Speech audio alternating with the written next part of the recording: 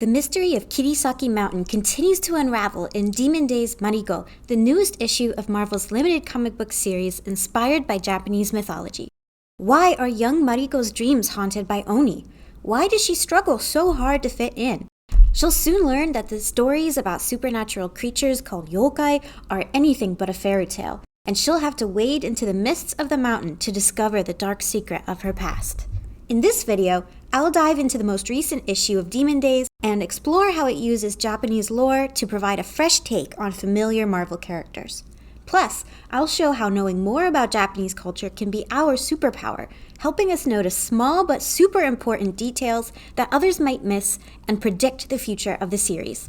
What's up, Japan fans? I'm Kay, and if this is your first time clicking play, welcome to my channel, Eat, Pray, Anime. Hit subscribe and ring the bell to keep exploring with me the history and culture behind your favorite Japanese media.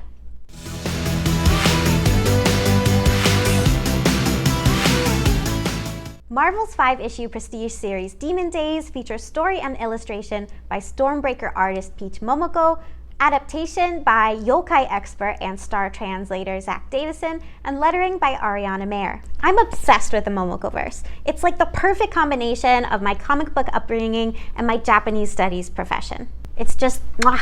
This is exactly the kind of creativity and depth that I wake up for in the morning. Before we dive in, I want to give another shout out to my pal and paper-based drug dealer Jared at Heroes Your Mom Threw Out comic book store in Elmira, New York, for helping me snag my favorite variant cover. The comic is available to read immediately online for $5, but please, if you can, click the link in the description to find the nearest comic book store and support them by buying a hard copy.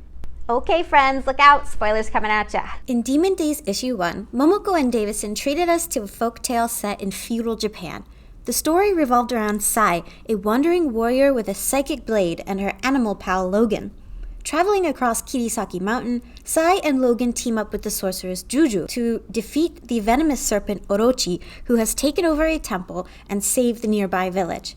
Demon Days number 2, on the other hand, focuses on a young girl named Mariko living in present-day Japan. The thread that ties the first 2 issues together is the location, the misty Kirisaki Mountains. The issue opens with a bloody dream sequence where Mariko, as a young child, chants a creepy song while skipping rope. A pair of mysterious children and a beautiful woman with delicate horns growing out of her head drift through her mind. Suddenly, Mariko comes out of a fugue state, and we find she's about to go ham with a box cutter knife on one of her classmates for defacing her textbook and cutting her hair. Bro had it coming, but our girl Mariko clearly has some unresolved anger issues. She returns home to what looks like a pretty swanky estate and checks in with her caretaker, Miss Kuroki. Kuroki is immediately recognizable as the Avengers master spy Black Widow, so we better keep a close eye on her. Mariko once again dreams of a fearsome demon who transforms into a yokai, or a supernatural creature called an oni, which is often translated as demon, ogre, or troll. Before she wakes up, Mariko calls the woman mother. At dinner, Mariko describes her dream to Granny Yashida. Meanwhile, Miss Kuroki receives a secret transmission from an unknown actor who asks if Mariko's memories have returned yet. Granny leads Mariko to a fearsome-looking door and explains that her dreams are actually memories. Granny then reveals that Mariko is not truly her biological granddaughter, and that she found her deep in the Kirisaki Mountains next to her mother, who was indeed an oni. We discover that Granny is actually a Jushi, a kind of sorcerer or exorcist, descended from the great Juju herself, whom we met in issue 1. She chants a spell that causes Mariko to cough up the key to the hidden door. Suddenly, Miss Kuroki appears and knocks Granny out with a sleeping dart so that she and Mariko can speak privately. Kuroki admits that she has been acting as a spy for another oni named Ogin, who wants something that Mariko has, as well as her oni blood, which Ogin believes will prolong her life. But over the years, Kuroki has grown very fond of Mariko and resolves to protect her. But Mariko asks Kuroki to take her to Ogin so that she can learn more about her heritage and her past. Their conversation is interrupted by the appearance of a man clad in blue rags who Kuroki recognizes as Kuya, another one of Ogin's minions. From his costume's blue, red, and black color scheme, as well as his signature BAMF sound effect, we can identify Kuya as the X-Men's teleporting mutant Nightcrawler. Kuya grapples with Kuroki and eventually teleports away with her. Granny awakens and prepares Mariko to journey into the Kirisaki Mountains in search of the truth.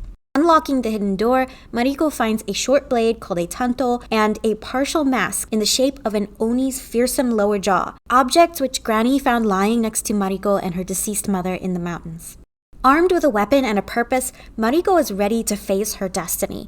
Meanwhile, in the dilapidated temple where the legendary heroes once faced the great serpent Orochi, Ogin gathers her minions, including mutants Mystique and Sabretooth, and plots to capture Mariko. The teaser image for the next issue, Cursed Web, also suggests that Ghost Spider, aka Spider-Woman, aka Spider-Gwen, aka Gwen Stacy, as well as Wolf Form Logan will also enter the mix. At the end of the comic, we are once again blessed with Zack Davisson's Yokai Files, with gorgeous illustrations by Peach Momoko.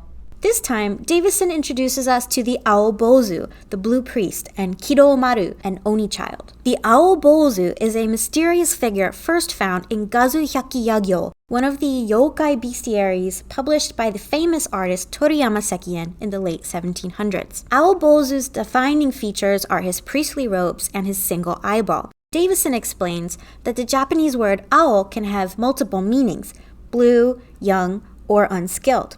Aobozu might simply be a blue monk or a blue monster disguised as a priest. Or it could be a play on words, referring to an inept or even a corrupt priesthood. I'll admit that at first I couldn't figure out which kind of yokai Nightcrawler was supposed to be, but with this explanation, the connections become clearer between Nightcrawler and the Momokoverse Aobozu named Kuya. If you go back and take a look at all the panels featuring Kuya, you'll notice that only one of his eyes is ever visible.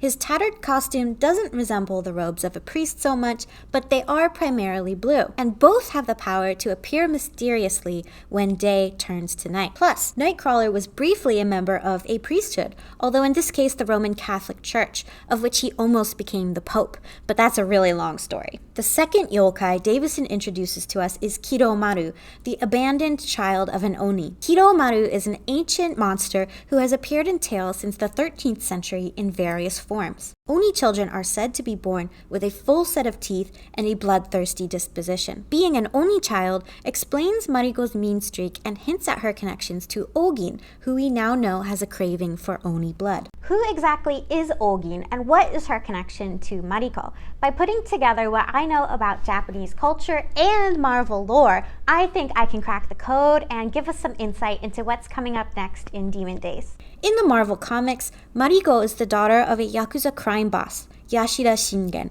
and a love interest of Logan, better known as the X-Men Wolverine. In the comics, Mariko doesn't have much of her own story. She's primarily used as a romantic supporting character and damsel in distress destined to die, thereby adding to Wolverine's trauma. Although at one point Mariko was secretly resurrected as the Scarlet Samurai by the magic ninja clan known as the Hand in the comic book Old Man Logan. I absolutely love that Peach Momoko decided to recast Mariko as the badass protagonist of her own story rather than just some side woman in a refrigerator. There's a lot more to say about the Momokoverse Mariko, but it will make more sense if we take a look at Ogin first. Because of her name and her apparent connection to Mariko and Wolverine, some comic fans like the folks over at Screen Rant have been quick to identify Ogin as a female Oni reimagining of the classic Wolverine villain Ogin. Ogin is a martial arts master and mutant who first served as Logan's mentor and samurai master, and he is easily recognizable by his enchanted red Oni mask. Later on, it's revealed that Ogin can survive after death as a spirit and then possess the minds of other mutants, thereby extending his life by taking over their bodies. At one point, Ogin tried to kill Mariko to get back at Logan. Because Ogin is known for his red Oni mask and his violent form of life extension at the cost of other people, it makes sense that he is an inspiration for Ogin. But actually, there are a number of little clues that suggest Ogin is a much more complicated figure with a deeper connection to Mariko. My theory is that Ogin is an amalgamation of not only Logan's enemy Ogin, but also the villain known as the Silver Samurai. The Silver Samurai is actually two people, both blood relatives of Mariko. The first Silver Samurai, Harada Kenuichio, is the illegitimate son of Mariko's father, Shingen Yashida, and thus Mariko's half-brother.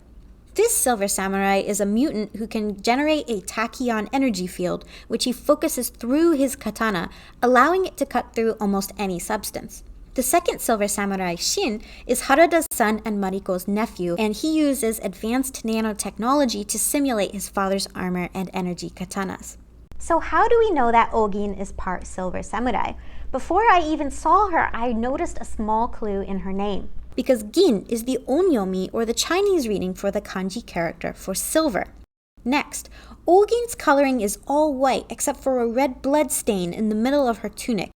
Echoes the iconic Silver Samurai costume with the sunray motif in the center. Ogin is clearly allied with Momoko versions of Mystique and Sabretooth, and Silver Samurai also joined forces with Mystique as a member of the Brotherhood of Evil Mutants at one point. And in the dream sequence, it's heavily implied that the two Oni children in the nursery rhyme are likely siblings, if not twins, much like Mariko and her brother Kenuichio. Together, the pair represent the Scarlet Samurai and the Silver Samurai. There are two more pairings hinted at in Demon Days Mariko, the weapon and the armor that Granny Yashida found with Mariko and her mother. The first is Mariko's tanto, which is a short Japanese blade or knife. The tanto may be part of a set of swords, the other being a katana. The traditional samurai pairing of a long blade and a short blade is called a daisho. When the short blade was more often a wakizashi, technically it could be any short blade, including a tanto. This suggests that Mariko is part of a pair and that Ogin might have the other blade, a katana, the signature weapon of the Silver Samurai. Second, Mariko is found with a curious piece of scarlet headgear that looks like the lower jaw of an oni bearing its teeth. Its color and shape are reminiscent of both the hanya or demon masks worn in Noh theater and a stylized samurai war mask such as a full-face somen or a half-faced mempo. But what's strange is that neither of these mask types have a detached lower jaw. That's what makes the Okina mask special, which appears in Spirited Away as I mentioned in this video up here. There is a type of jaw armor worn by a samurai called a hanbo, but these are usually smooth, and I've never seen a hanbo with teeth. That's why I believe the lower jaw Mariko possesses is one half of a whole mask, and that Ogin has the other half and wants to complete it for her own reasons. However, Peach Momoko has been illustrating women with this kind of lower jaw armor for years now, so it could be the case that sometimes cool jaw armor is just cool jaw armor. We'll just have to wait and see. So who do you think Ogin really is, and who are the other yokai under her control? I want to know your predictions. Share your thoughts in the comments down below, and hit the like button if you're excited for the newest issue of Demon Days Cursed Web, which comes out on September 1st. Thanks for watching, and I want to give a special shout out to my new rival tier patron, Martin. You rock, Martin! I'll see you next time, right here on Eat Pray Anime.